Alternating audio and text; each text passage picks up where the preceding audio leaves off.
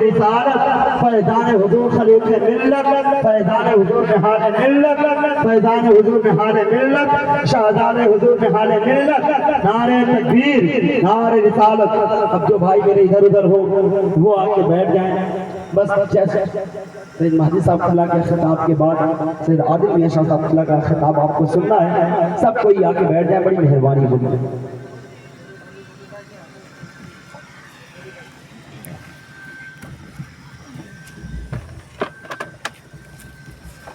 بیٹھ جائیں، سب لوگ بیٹھ جائیں، درود و پاک پڑھ لیں۔ صلی اللہ علیہ وسلم، صلی اللہ تعالیٰ علیہ وسلم، صلی اللہ علیہ وسلم، یا رسول اللہ صلی اللہ تعالیٰ علیہ وسلم۔ حضور پیر طریقت حضور راہ شریعت حضرت علامہ مولانا سید عادل میاں صاحب کی تشریف آوری ہو گئی ہے۔ میں بھی بہت جلد اپنی بات کو مختصر کر کے ختم کر دوں تاکہ حضرت کے بیان سے آپ سرفراز ہو سکیں اور قیمتی وقت حضرت کو دیا جائے۔ تو میں عرض کر رہا تھا کہ قربانی تو میرے بھائی ہمیں اور آپ کو اپنی قربانی پیش کرنی ہے، اپنے وقت کی قربانی پیش کرنی ہے، اللہ کے گھر سے اپنے رشتے کو مضبوط کرنا ہے، اللہ کے گھر سے اپنی دوستی کو مضبوط کرنا ہے۔ انسان دنیا کا ہر وہ کام کرتا ہے، ہر کام کے لیے راستہ نکال لیتا ہے، لیکن دین کے لیے وہ کام وہ راستہ نہیں نکالتا ہے۔ جو انسان کو ہر کام کے لیے راستہ سمجھ میں آ جاتا ہے لیکن دین کی بات سمجھ میں نہیں آتی ہے، اس کی وجہ کیا ہے کہ ہم نے دین سے دوری بنا رکھی ہے۔ کسی شاعر نے بڑا خوب کہا تھا، وہ بات میں وہ شعر کہہ کے اسی پر تھوڑا سا گفتگو کر کے میں اپنی بات کو ختم کر دوں گا، لیکن یہ چیز بڑی قیمتی ہے، بڑی کام کی چیز آتی ہے۔ کسی نے کہا تھا کہ ڈرتا ہوں موت سے مگر مرنا ضرور ہے، ڈرتا ہوں موت سے مگر مرنا ضرور ہے، لرزتا ہوں کفن سے مگر پہننا ضرور ہے، ڈرتا ہوں موت سے مگر مرنا ضرور ہے، لرزتا ہوں کفن سے مگر پہننا ضرور ہے۔ آج کے معاملات کیا ہے، کسی کا انتقال ہو جائے تو کوئی بندہ اگر کفن چھو لے تو لوگ بڑی سختی سے منع کرتے، چھونا نہیں۔ ایسا لگتا ہے کہ کفن اسے پکڑ لے گا یا لپٹ جائے گا اس پر یا اس کی روح نکال لے گا۔ کیا معاملہ؟ کوئی انسان اگر مرتا ہے، گھر میں والد کا انتقال ہو جائے تو انسان جنازے کے قریب نہیں جاتا، پوری رات میت اکیلی رہتی ہے لیکن انسان اس کے قریب نہیں جاتا۔ ہونا کیا چاہیے؟ ہونا یہ چاہیے کہ والد کا انتقال ہوا تو بیٹا بیٹھ کر قرآن پڑھے، سورہ پڑھے، اللہ کے ورد کرے، لیکن نہیں کرتا۔ میت سے بھی ڈرتا ہے انسان، اپنے والد سے بھی ڈرتا ہے۔ تو میرے بھائی یہ کیا ہے؟ انسان کیوں ڈرتا ہے؟ جس سے اتنی محبت جان قربان کرنے پر تیار ہو جاتا تھا، اس کے جسم سے روح نکل جانے پر انسان کیوں ڈرتا ہے؟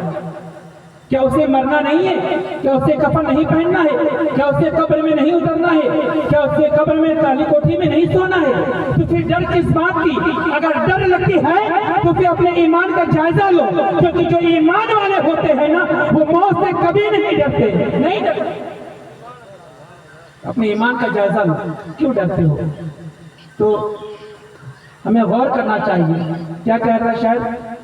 لرزتا ہوں کفن سے مگر پہننا ضرور ہے، ہو جاتا ہوں غمگین جنازے کو دیکھ کر، ہو جاتا ہوں غمگین جنازے کو دیکھ کر، لیکن میرا جنازہ بھی اٹھنا ضرور ہے، لیکن میرا جنازہ بھی اٹھنا ضرور ہے، ہوتی ہے بڑی کپ کپی قبروں کو دیکھ کر، ہوتی ہے بڑی کپ کپی قبروں کو دیکھ کر، پر مدتوں اس قبر میں سونا رہنا ضرور ہے، پر مدتوں اس قبر میں رہنا ضرور ہے۔ میرے بھائی اس کی تیاری کریں۔ اس کی تیاری کیسے ہوگی؟ جب ہم اپنے وقتوں کی قربانی دین کے لیے پیش کریں گے، جب اپنے وقت کو اللہ کی بارگاہ میں پیش کریں گے۔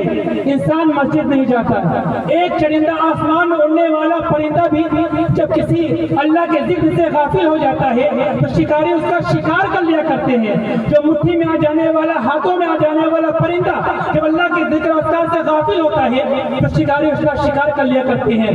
جنید بغدادی کی بارگاہ میں ایک شکاری ایک پرندہ لے کر پہنچا۔ جب وہ پرندہ لے کر پہنچا تو جنید بغدادی نے اسے لے لیا، قبول کر لیا۔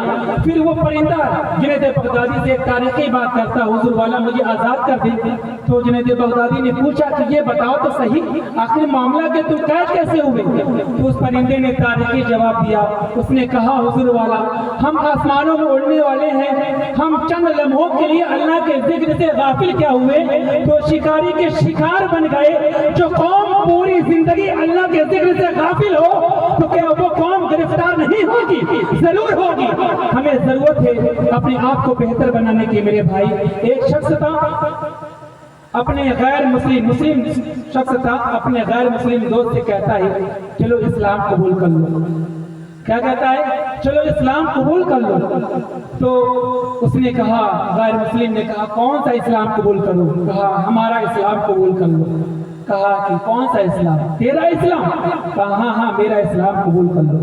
कहा इस्लाम में तू भी झूठ बोलता है और हम भी झूठ बोलते हैं, तू भी शराब पीता है मैं भी शराब पीता हूँ, तू भी बुराइयां करता है मैं भी बुराइयां करता हूँ, तू भी लोगों का माल गजब करता है और मैं भी लोगों का माल गजब करता हूँ। बता मुझ में और तुझ में क्या फर्क है? मैं अपना छोड़कर तेरा इस्लाम क्यों कबूल करूँ? तुझ में और मुझ में क्या फर्क है? तो वो मुसलमान थोड़ा चालाक था, उसने कहा चलो मेरे पीर मुर्शिद की बारगाह में। नहीं कबूल करते, नहीं करते, चलो मेरे पीर मुर्शिद की बारगाह में, वहां रहना, चले हम। तो उसके बाद वो शख्स अपने पीर मुर्शिद की बारगाह में उस शख्स को लेकर गया। अब मालूम है वो पीर मुर्शिद कौन थे? सैयद ताइफा हज़रत जुनैद बगदादी थे। जुनैद बगदादी थे। जब वो शख्स अपने गैर मुस्लिम दोस्त को जुनैद बगदादी के खानकाह में लेकर गया, बताया नहीं, कोई पहचान नहीं बताई ये कौन है और ये कौन है, कोई पहचान नहीं बताई। रात भर वो रहा वहां पर। रहने के बाद सुबह उठता है, सुबह के वक्त हुजूर से जुनैद बगदादी की बारगाह में गया, कहा हुजूर वाला मुझे इस्लाम कबूल करा दे, मुझे इस्लाम कबूल करा दे। तो जो वो मुस्लिम दोस्त था वो देखकर हैरत में पड़ गया। कल मैंने इसे इस्लाम की दावत दी थी तो इसने इस्लाम कबूल नहीं किया, लेकिन आज ये इस्लाम कबूल कर रहा, आखिर मामला क्या है? वो देखकर हैरत में था। उसने पूछा अपने गैर मुस्लिम दोस्त से कि आखिर मामला क्या है? कल मैंने तुझसे कहा था इस्लाम कबूल करने के लिए तो तूने इस्लाम नहीं कबूल किया, लेकिन आज मेरे पीर मुर्शिद की बारगाह में बगैर बताए बगैर कहे तो इस्लाम कबूल करने को तैयार है। क्या मामला है, क्या बात है? उसने कहा कि मैंने तेरा इस्लाम कबूल नहीं किया है, जुनैद बगदादी का इस्लाम कबूल किया है। कहा मेरे और जुनैद बगदादी के इस्लाम में फर्क क्या है? कहा तेरे और इनके इस्लाम में फर्क ये है कि तू झूठ भी बोलता है, तुझे देखकर लोग बददन होते हैं, तुझे देखकर इस्लाम से किनारा कशी करते हैं, लेकिन जुनैद बगदादी का वो इस्लाम है जिनके उठने को देखकर लोग इस्लाम कबूल क्या करते हैं, जिनके बैठने को देखकर लोग इस्लाम कबूल क्या करते हैं, जिनकी अदाओं को देखकर लोग इस्लाम कबूल क्या करते हैं। तेरे और इनके इस्लाम में फर्क है। मैंने तेरा इस्लाम कबूल नहीं किया है, मैंने तो जुनैद बगदादी वाला इस्लाम कबूल किया है। अब तुम फैसला करो कि तुम्हारा इस्लाम तुम्हारा है या जुनैद बगदादी वाला इस्लाम है। जुनैद बगदादी वाला कौन इस्लाम है? वो नबी वाला, नबी का वो दीन है मेरे भाई। हमें अपने इस्लाम पर, अपने दीन पर गौर करने की जरूरत है कि हम कौन से इस्लाम के पीछे भाग रहे हैं, कौन से दीन की तरफ भाग रहे हैं। मेरे भाई उस दीन के पीछे भाग रहे हैं।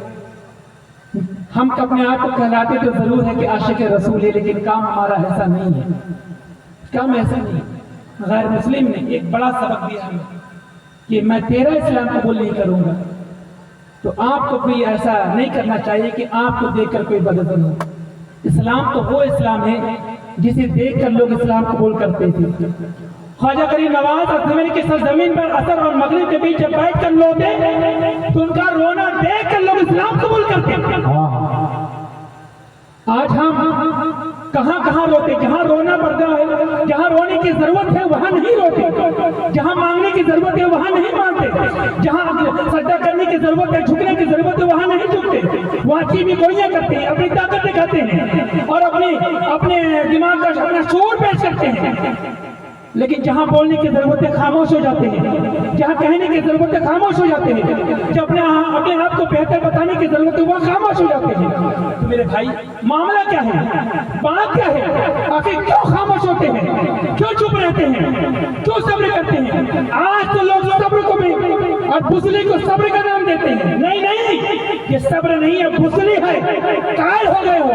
सब्र तो वो है कि अगर बेटे की जान छीन के, अगर सब्र तो वो है करबला वालों ने जो सब्र किया वो सब्र है मेरे भाई।